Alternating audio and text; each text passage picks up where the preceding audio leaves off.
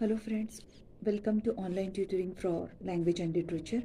आज हम डिस्कस करेंगे रोज ऑफ गॉड। इस पोएम को मैंने लाइन बाय लाइन एक्सप्लेन किया अपने चैनल पर, जिसका लिंक मैंने भी डिस्क्रिप्शन बॉक्स में दे रखा है। आप उस वीडियो को पहले चेक कर लीजिए, तो ये नोट समझना आपके लिए काफ़ी आसान हो जाएगा। So let's begin. Rose of God was written by Sri Aurobindo. He was yogi, seer, philosopher, poet, and Indian nationalist who talked about a philosophy of a divine life on earth through spiritual evolution. ये poem जो है इसे श्री औरबिंदो ने लिखा है, और ये एक फिलोसोफर, सेयर मतलब सेंट थे, योगी थे, और इंडियन नेशनलिस्ट, ये पॉलिटिक्स में भी काफ़ी एक्टिव थे। जहाँ सारे लोग ये मानते थे कि अगर आपको स्पिरिचुअल जर्नी आपको शुरू करनी तो you should reach up to the heaven, मतलब हेवन जो है वो उसका डेस्टिनेशन है। लेकिन श्री अरबिंदो का ये मानना था कि अगर आप डिविनिटी को पालो तो ये धरती जो है वो स्वर्ग है। ही फाउंडेड श्री अरबिंदो आश्रम इन 1926. His important works include The Life Divine, published in 1939, essays on the Gita, collected poems and plays, then The Synthesis of Yoga, The Human Cycle, The Ideal of Human Unity, Savitri, A Legend and a Symbol, Savitri, A Legend and a Symbol, and On the Veda. These are some of the important works written by him. The present poem was written on December 31st, 1934. The author chose the flower rose as it is related with love and surrender particularly. इस title में poet ने rose flower को इसलिए चुना है क्योंकि रोज़ जो है वो रिप्रेजेंट करता है लव और सरेंडर की फीलिंग्स को। But here the poet talks about the divine love and not the physical one. लेकिन यहाँ पर पोइट जो बात कर रहा है वो स्पिरिचुअल लव की है, नहीं कि फिजिकल लव।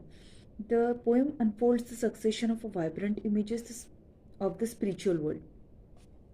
अब यहाँ पर पोइट जो है वो हमें अलग अलग खूबसूरत कलरफुल इमेजेस के साथ में जो है वो आध्यात्मिक दुनिया कैसी होती है उसके बारे में बताने की कोशिश कर रहे हैं।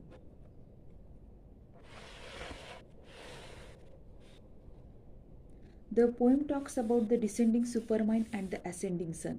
ये पोएम जो है ये दो चीज़ें बताती है। डिसेंडिंग सुपरमाइंड, डिसेंड मतलब नीचे आना, सुपरमाइंड मतलब ऐसा दिमाग जिसे आत्म साक्षात्कार हो चुका है, ऐसा मन जिसे आत्म साक्षात्कार हो चुका है। तो डिसेंडिंग इसलिए कहा है क्योंकि भगवान की आज्ञा से भले ही आपको आत्म साक्षात्कार हो जाए और वो चाहते हैं कि आप समाधि में ना जाए, इस दुनिया में और भी अपना काम करते रहे, तो आपको आज्ञा होती है और आप वापस इस दुनिया में चले आते हो, तो इसे डिसेंडिंग सुपर माइंड कहा जाता है। एंड द असेंडिंग सन मतलब ऊपर उठने वाला सूरज, सूर्योदय। तो ये सूरज जो है यह ज्ञान का सूरज जो आपके अंदर ऊपर उठता है। In the first stanza the rose of God is characterised by two attributes, bliss and passion. पहले स्टांजा में पोइट जो वो रोज ऑफ गॉड को, भगवान के गुलाब को, दो कैरेक्टरिस बताते हैं, एक तो ब्लिस और दूसरा पैशन। ब्लिस मतलब आनंद, पैशन मतलब जुनून। The morning glory of the sun is compared with the kumkum on the forehead of a beautiful woman. पूरब दिशा में उगने वाले सूरज की जो लालिमा होती है उसे जैसे मानो किसी खूबसूरत महिला के माथे पर कुमकुम लगा हो, ऐसा कंपेयर किया पोइट ने। The poet refers to the sevenfold ecstasies which a man can experience in his lifetime. Poet यहाँ पर जब रेनबो होता है आकाश में तो उस रेनबो के 7 कलर्स को 7 अलग अलग परमानंद से कंपेयर करते हैं, जो कि एक इंसान अपने लाइफ टाइम में अनुभव कर सकता है। The poet invokes the passion flower to rise up in the human heart like an upward streaming flame. Poet जो है वो उस पैशन फ्लावर को रिक्वेस्ट कर रहे हैं कि तुम इंसान के दिल में जो है वो एक ऊपर उठती जलती लौ की तरह जागृत हो जाओ। The poet here talks about the kundalini which rises from the muladhara and passing through 4 more plexus goes up to the सहस्त्रार। अब पोइट यहाँ पर कुंडलिनी शक्ति की बात कर रहे हैं जो माना जाता है कि मूलधार चक्र से होते हुए सहस्त्रार तक चक्र तक पहुँचती है। The result of the अपगोइंग kundalini is bliss. और जब कुंडलिनी शक्ति सहस्त्रार चक्र तक पहुँचती है तो इंसान को परमानंद की अनुभूति होती है। The poet calls the experience as fire sweet. The poet mentions the Om which is the truest symbol of God, heard as the bird of the mystical name. अब पोइट यहाँ पर कह रहे हैं कि जब ये कुंडलिनी शक्ति इंसान के सहस्त्रार चक्र तक पहुँचती है तो इसे परमानंद की अनुभूति होती है, और ये अनुभूति होती है ब्लीस, फायर और स्वीट। मतलब फायर इसलिए क्योंकि उसमें जुनून होता है, और स्वीट इसलिए क्योंकि उसका एक्सपीरियंस जो है, अनुभव जो है वो बहुत ही मधुर होता है। The poet mentions the Om, which is the truest symbol of God, hid as the bird of the mystical name. In the second stanza, the poet talks about the transformation that happens in the mind of a man. अब second stanza में poet जो बात कर रहे हैं उस transformation की, उस चेंजेस की जो इंसान के दिमाग में होते हैं. He says that the rose of a god is the highest knowledge of wisdom. वो कहते हैं कि रोज ऑफ गॉड को समझना मतलब क्या है कि आपको विजडम मिलना, बुद्धिमत्ता मिलना, ज्ञान मिलना, ऐसा ज्ञान जो आपको समझा सके कि आप एक्चुअल में कौन हो. When a man achieves this knowledge, he gets the ultimate seeing. जब इंसान को ये ज्ञान मिल जाता है तो उसे परमानंद या परम दर्शन की अनुभूति होती है. The poet referring to the golden mystery flower requests it to stay in the mind of a man. अब पोएट यहाँ पर रोज ऑफ गॉड को एक मिस्ट्री फ्लावर बोलते हैं जो कि सुनहरे कलर का रहस्यमय फूल है, और उसको रिक्वेस्ट करते, उसको विनती करते कि तुम इंसान के दिमाग में रहो. The sun is the maker of a time and represents. Sun क्या है, सूरज क्या है, मेकर ऑफ टाइम, वक्त को बनाने वाला है, क्योंकि सूरज के उगने के ढलने के हिसाब से हम जो है वो अपनी वक्त का अंदाज़ा लगाते हैं, इसलिए इसे मेकर ऑफ टाइम कहा गया है.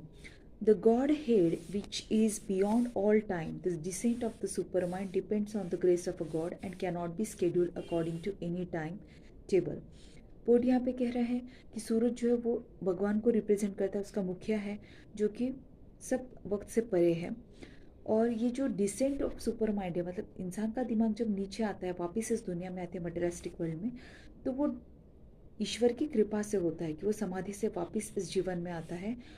और ये जो मोमेंट है कि किस इंसान को कब आत्म साक्षात्कार होगा, ये हम डिसाइड नहीं कर सकते. That's why the poet calls it as the guest of the marvellous hour. और इसलिए उस क्षण को पोइट ने यहाँ पर कहा है कि वो एक अलग ही अद्भुति वाला क्षण होता है. In the third stanza talking about power and immortality, the poet calls the sun the source of all power.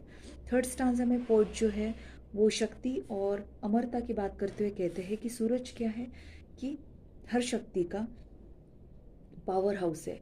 जैसे कि तारों को रोशनी मिलती है सूरज से, चांद को रोशनी मिलती है सूरज से, इस दुनिया में जितनी भी तरह की लाइफ है वो सब सूरज की रोशनी की वजह से, इसी उसे सोर्स ऑफ ऑल पावर कहा गया है. The power of sun shatters the darkness of ignorance and shows the divine in its purest form. जब इंसान को ज्ञान का प्रकाश मिलता है, मतलब सूरज का प्रकाश जिसे यहाँ पर कहा गया है, तो सब तरीके का जो अज्ञानता का अंधकार है वो नष्ट हो जाता है और इंसान को जो है वो भगवान उसके प्योर फॉर्म में नजर आता है. It is like divine in its purest form. It is like a diamond drill breaking up rocks and releasing the life-giving waters. जब इंसान का अंधकार नष्ट होकर उसे ज्ञान का प्रकाश मिलता है तो उसे ड्रिलिंग, डायमंड ड्रिल की मशीन जैसे काम करती है कि वो रॉक को तोड़ देती है, उसमें छेद कर देती है और उसमें से पानी बाहर निकलता है. ठीक है, उसी तरीके से इंसान के दिल का अंधकार दूर होकर उसमें प्रकाश, ज्ञान का प्रकाश उत्पन्न होता है. The poet stresses the importance of the man's will and requests the sun to ablaze it and make him understand the pattern of the Lord's creation. अब पोएट यहाँ पर जो है वो सूरज को रिक्वेस्ट कर रहे हैं कि तुम इंसान के दिल में जो है ये इच्छा जागृत करो कि वो आत्म साक्षात्कार को पाए और भगवान के जो प्लान है इस दुनिया को बनाने के पीछे उसको समझे. The image of the infinite has limits but what the image represents is limitless. एक इमेज जो है, एक चित्र जो रिप्रेजेंट करता है वो इनफाइनाइट होता है, मतलब चित्र इटसेल्फ इज इनफाइनाइट, उसको लिमिट है, लेकिन चित्र जो रिप्रेजेंट कर रहा है वो लिमिटलेस है, उसकी कोई सीमा नहीं है. Man lives only for a short period but if in his life he gets divinised it can have eternal significance. He calls it an outbreak. He calls it an outbreak because the power of the divine shatters all limitations.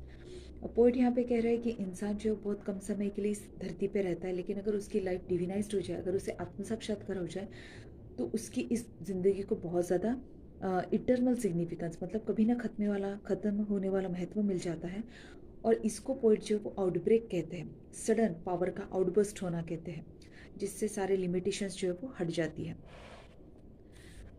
In the fourth stanza, the poet mentions the redness of the sun as the god's purple desire. Fourth stanza में poet जो है वो सूरज की लालिमा को भगवान की purple Dzire का नाम देते हैं, बैंगनी रंग की इच्छा का नाम देते हैं. He says that the rose of a God is the rose of a life. वो कहते हैं कि रोज ऑफ गॉड क्या है, जीवन का फूल है. It is made up of numerous petals. It is made up of numerous petals. It represents a man's multi aspects of life. अब पोएट जो है वो यहाँ पर इस बहुत ज़्यादा पेटल्स वाले फ्लावर को, जैसे ढेर सारी पेटल्स है, उसे इंसान के अलग अलग जीवन के आयामों से जो है वो कंपेयर करते हैं.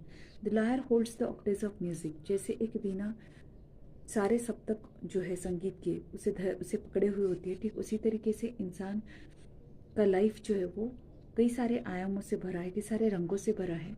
और ये वीणा जो है ये क्या करती है, musical notes and transforms the modern life in a sweet magical tune. और ये वीणा क्या करती है, अपने म्यूजिकल नोट्स को सब तरफ स्प्रेड करती है, फैलाती है, और इंसान के इस जीवन को, जिसकी लिमिटेशंस है, उससे एक सुंदर और बहुत ही चमत्कारी अनुभव में बदल देती है. When the supermind descends, the earth and the heaven get intermingled and mortal man becomes immortal. जब इंसान का सुपर माइंड डिसेंड करता है, the earth and the heaven, मतलब जिस इंसान को आत्मक साक्षात्कार हो गया है, ऐसा इंसान अगर इस धरती पर रहता है तो ये दुनिया और स्वर्ग जो है वो एक साथ मिल जाते हैं. And मॉर्टल man becomes immortal. और यही मॉर्टल जीवन, मरने वाला, खत्म होने वाला इंसान का जीवन जो है वो अमर बन जाता है. In the last stanza, the poet refers God's grace as the rose of love. The poet calls it the blush of rupture on eternity's face.